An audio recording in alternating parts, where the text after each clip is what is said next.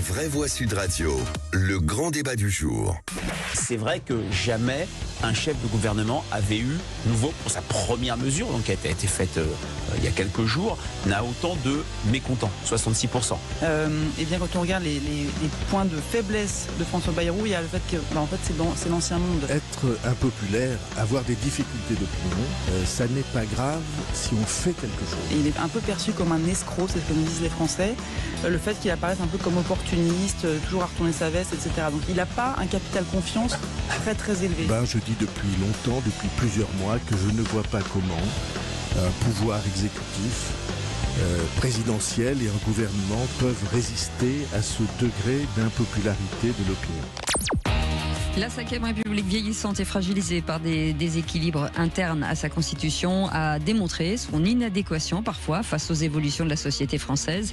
La crise actuelle pourrait-elle précipiter sa chute ? Alors parlons vrai. Est-ce que la crise que nous vivons est due au personnel politique ou aux institutions ? Et à cette question, sommes-nous arrivés au bout de la 5e République ? Vous dites oui à 82% désormais. Vous voulez réagir ? Le 0826 300 300. Notre invité du jour, Jérôme Sainte-Marie, politologue et fondateur de Polling Vox. Bonsoir, merci d'être avec nous, d'avoir accepté notre invitation. On va commencer par vous, Jérôme Sainte-Marie, pour changer. Est-ce qu'aujourd'hui, à cette question, est-ce que nous sommes arrivés peut-être au bout de la 5e République ? J'en suis pas sûr, parce que ça supposerait un changement de constitution auquel les Français ne sont pas forcément attachés. Actuellement, ils sont mécontents, mais c'est une première. Jusqu'à présent, ils croyaient que la 5e République permettait effectivement, quelles que soient les circonstances politiques, elles ont été très changeantes depuis 1958, ça permettait de diriger efficacement le pays.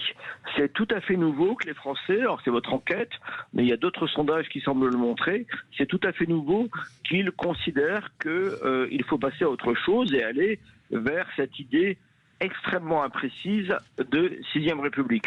Pour l'instant, moi je suis prudent, ne mélangeons pas l'impopularité du président avec la volonté de changer de constitution. Le maire de Belleflou.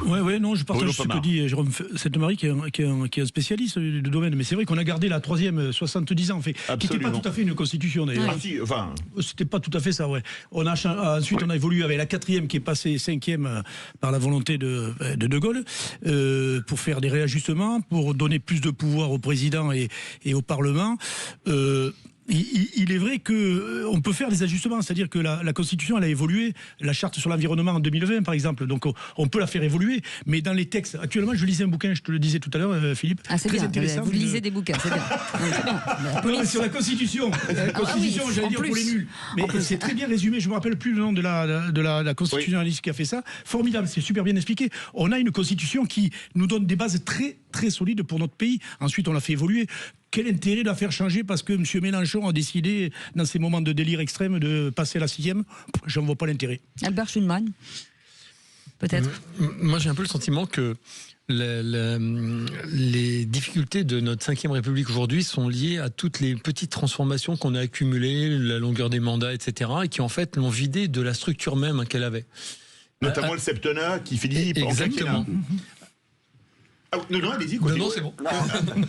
Frédéric Abécassis, on vous retrouve. Au-delà de la 5e République, j'ai même l'impression de m'être retrouvé à la 4e République que j'avais vaguement étudié dans les livres d'histoire, et dont je pensais pas me retrouver dedans en tout cas.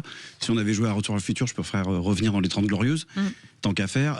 En tout cas, ce qui est sûr, c'est qu'il y a un souci avec l'histoire de majorité, ça, et depuis la majorité relative, suite à la réélection d'Emmanuel Macron. Déjà là, c'était un peu flou. Là, il n'y a plus du tout de majorité. Donc, il y a peut-être des choses à ajuster là-dessus pour qu'enfin il se dégage une réelle majorité. De là à effectivement passer à la 6e République et en plus pour avoir Mélenchon derrière, pas sûr.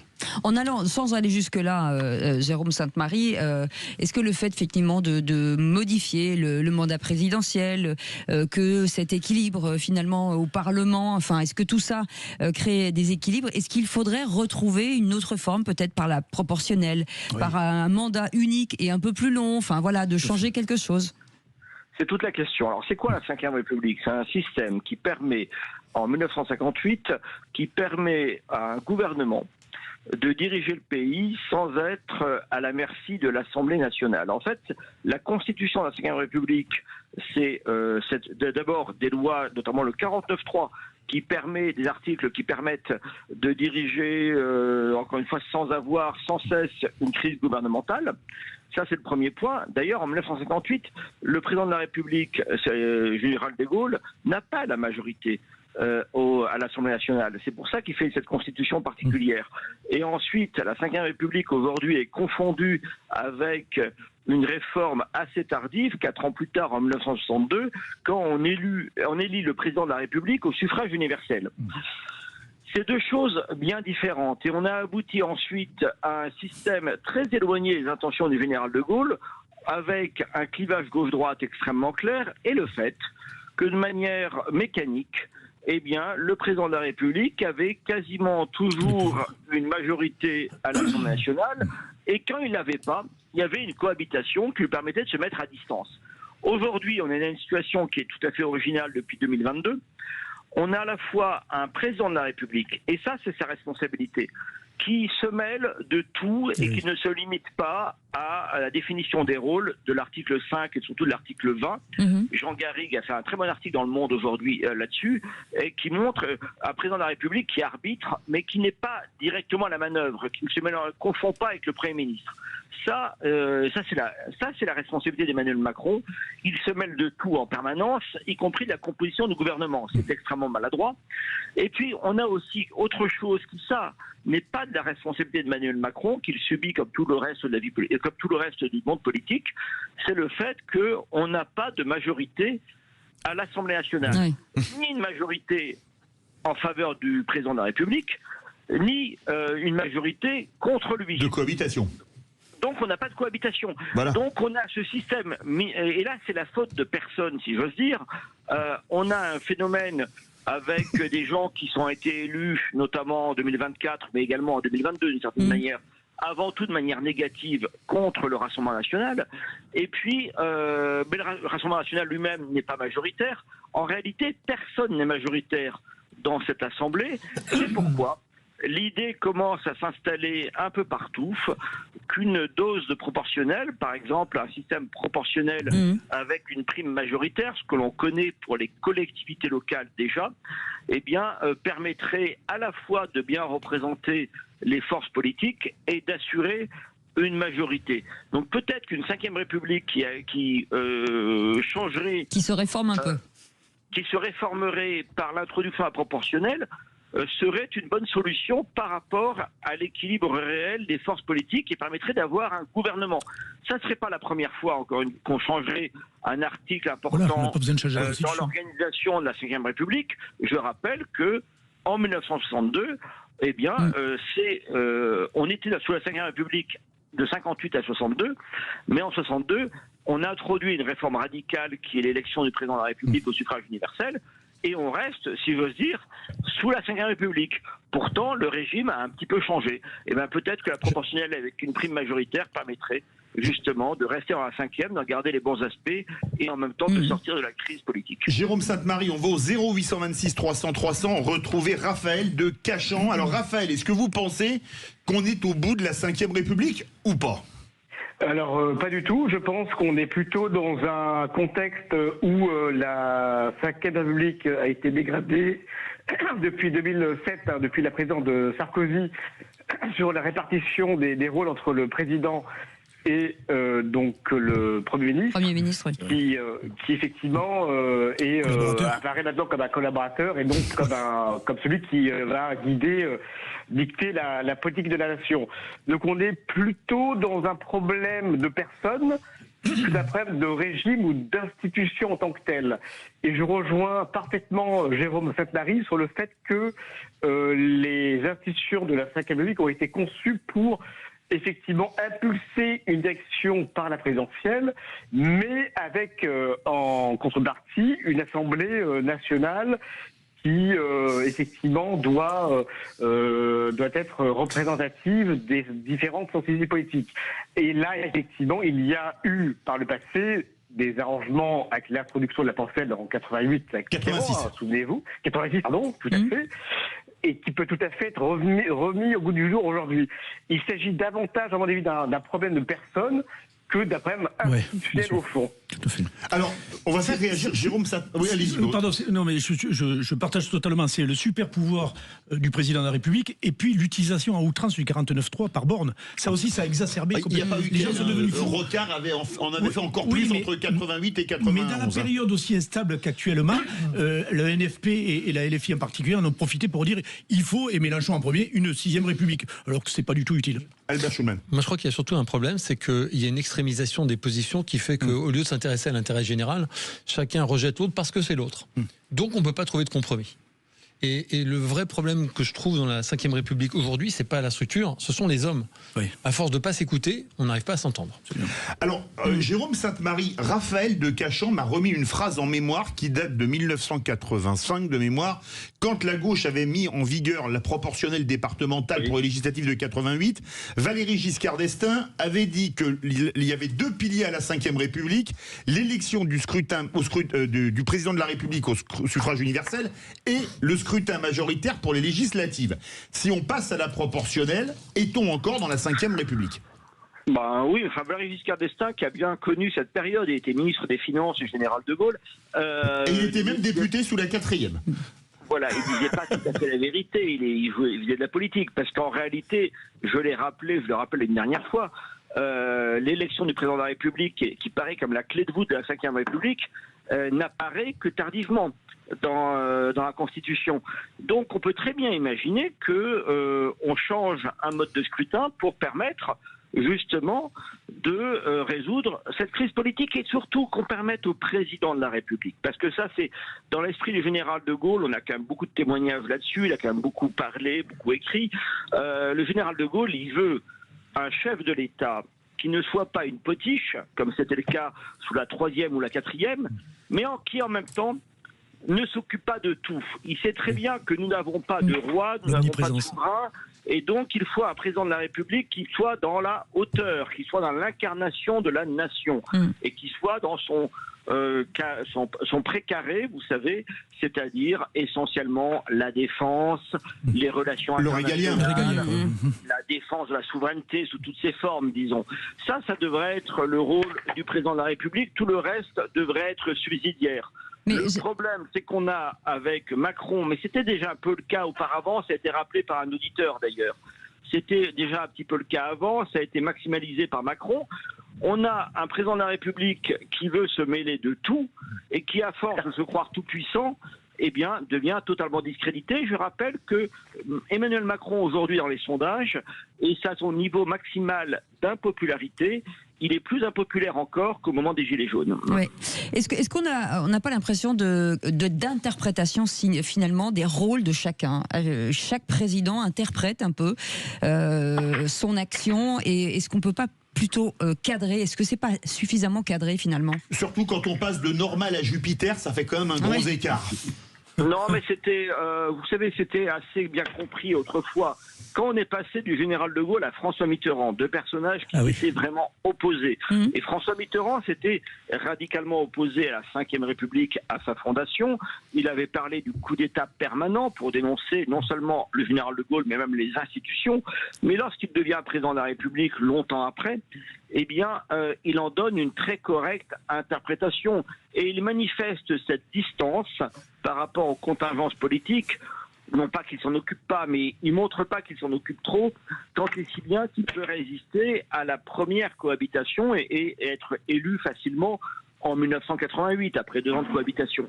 Parce qu'il a su rester sur l'essentiel et incarner une fonction, encore une fois, très originale dans les régimes démocratiques contemporains, c'est-à-dire le président de la République sous la 5e, qui, encore une fois, est à moitié un souverain et à moitié un élu, si j'ose dire. On a tout la monarchie républicaine, comme on disait en 58. Exactement, mais ça a ses vertus. Et ça permet surtout à cette institution de survivre aux contingences politiques. Aujourd'hui, on l'a vu de manière caricaturale ces derniers jours, avec un président de la République qui intervenait visiblement dans la Constitution, y compris dans le moindre détail du gouvernement, et qui est aujourd'hui sans défense. face au mécontentement de l'opinion. C'est pourquoi, et c'est bizarre, parce que ça va être un hommage qui va être un peu mal compris peut-être, mais c'est pourquoi que l'idée de la proportionnelle, de la 6e République, qui a été portée par une force dont je suis très éloigné personnellement, à savoir la France insoumise, eh bien cette idée apparaît finalement assez utile. Peut-être plus juste pour le citoyen lambda, peut-être plus juste. Oui, mais pas encore une fois, là pour l'instant, la proportionnelle est populaire parce qu'on croit que ça va permettre de donner la parole aux Français. Il faut faire très attention. La proportionnelle a aussi de nombreux défauts. Ça donne la parole aux partis surtout, et ça peut nous amener à une autre situation d'un gouvernement de non-majorité. C'est pour ça que la solution la plus raisonnable, et encore une fois, c'est pratiqué de manière efficace, notamment dans les communes, depuis la réforme de fer de 1982, les Français le connaissent bien, puisqu'ils connaissent le niveau municipal, c'est un système, encore une fois, proportionnel, avec une prime majoritaire pour la force politique arrivant en tête. Ça permet à la fois de bien représenter les forces politiques et d'avoir une majorité à la fin. Frédéric Abécassis, les 3 voix veulent réagir. Oui, je suis d'accord en grande partie avec Jérôme. Effectivement, il y a plus des ajustements à faire en réalité sur cette 5e République. Passer à la 6e, l'équilibre président, Premier ministre, le mode de scrutin qu'on vient longuement d'en parler. C'est plus simple, je pense, même si ce ne sera pas si simple que ça, mais il faut le faire en plus assez rapidement parce qu'on parle déjà de la censure du gouvernement Bayrou. On ne va peut-être pas faire un gouvernement tous les 3 mois, mais une 6e République, avec qui, comment, combien de temps? Là, on part dans des incertitudes et des nébuleuses. Voilà. Bruno, moi c'est la question que je pose. La 6e République, on nous la vante, mais on ne sait pas ce qu'il y a dedans. Mais comment c'est perçu en local, Bruno Pomar, en fait? Moi, localement, dans ma ville, tout le monde s'en fout, franchement. D'accord. Non, mais c'est très parisien. Je vais vous dire, les amis, c'est très parisien tout ça. Et moi, je suis dans les deux, mais c'est très parisien, donc ça nous intéresse, nous peut-être, mais moi, quand j'en parle dans mon village et je vais au bistrot le dimanche matin, discuter avec les gens, et la 6e République, ils s'en foutent, mais alors vous imaginez même pas, quoi. Ils pensent plus à ce qu'ils mettent dans le caddie. Ouais, exactement, tu l'as dit, voilà, c'est ça le plus important. Je voulais dire à Jérôme Sainte-Marie, par contre, par rapport au président, oui, mais en même temps, un président qui devrait rester à sa place, quand on sait que ses prérogatives sont l'international et qu'on voit le travail qu'il a mené à l'international, on ne peut pas dire que c'est un champion du monde. Donc, où est la place du président de la République actuellement? C'est vrai. Et Albert Schulman, on donnera le mot de la fin à Jérôme Sainte-Marie. Albert Schulman voulait réagir. Oui, je voulais juste dire, mais je vais rebondir en fait sur Bruno. Je pense qu'effectivement, le problème du rôle du président de la République, c'est qu'il faut être capable de réaliser ce rôle, de le prendre vraiment. Et l'international est un bon exemple. D'insuffler quelque chose. Non, mais, et puis, la 5e République ne fonctionne, je crois, qu'à partir du moment où le président donne une vision de ce qu'il veut faire de la France. C'est ça, et on n'a rien vu. Et pas sur plus. On est que dans le quotidien. Et forcément, ça ne donne pas envie aux Français d'aller voter. Allez, le mot de la fin. Jérôme Sainte-Marie.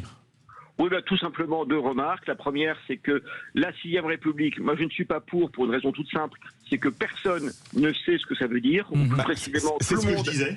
Bien sûr. Oui, exactement. Et tout le monde y met sa propre intention. Donc aller mettre en chantier une 6e République, ça serait provoquer une nouvelle crise et perdre encore davantage de temps. Ça, c'est le premier point.